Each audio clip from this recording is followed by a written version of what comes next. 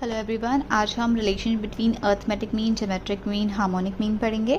ये तीनों ही mathematical average हैं, ठीक है। तो तीनों ही एक्सट्रीम वैल्यू से अफेक्ट करते हैं, बट सबसे ज़्यादा अर्थमेटिक मीन करता है, फिर ज्योमेट्रिक मीन, फिर हार्मोनिक मीन। तो सबसे लीस्ट अफेक्ट होता है हार्मोनिक मीन और सबसे मोस्टली अफेक्टेड होता है अर्थमेटिक मीन। ये तीनों में रिलेशन होता है, अर्थमेटिक मीन सबसे बड़ा होता है, फिर ज्योमेट्रिक मीन होता है, फिर हार्मोनिक मीन होता है। बट ये इक्वल कब होंगे, उसका एक ही कंडीशन होता है, जब सारे ऑब्जर्वेशंस की वैल्यू इक्वल हो, मतलब 2 2 2 4 4 4 सारी इंडिविजुअल सारे पॉजिटिव वैल्यूज इक्वल होंगे, तो ये तीनों आपस में बराबर हो जाएंगे।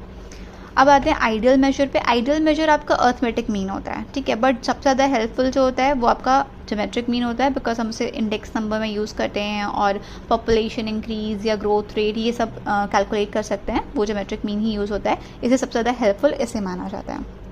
ओपन एंडेड सीरीज के लिए हम ये तीनों ही मेजर कैलकुलेट नहीं कर सकते, मतलब mathematical averages can not be find for open ended series, ठीक है। तीनों ही नहीं कैलकुलेट कर सकते। आगे मैं पढ़ाऊंगी तब मैं बताऊंगी कि आपको कौन से एवरेजेस कैलकुलेट किए जा सकते हैं ओपन एंडेड सीरीज पे, बट मैथमेटिकल एवरेजेस नहीं कैलकुलेट किए जा सकते। तो ये एक फॉर्मूला होता है GM² is equals to AM into HM। ये बहुत इंपॉर्टेंट फॉर्मूला होता है। अगर मान लो आपको HM दिया है और GM दिया है और AM निकालना होता है, ऐसे क्वेश्चन आते हैं, तो ये फॉर्मूला आपको याद होना चाहिए। ज्योमेट्रिक मीन का square is equals to arithmetic mean into harmonic mean. Thank you. Next class में हम पोजिशनल एवरेजेस पढ़ेंगे।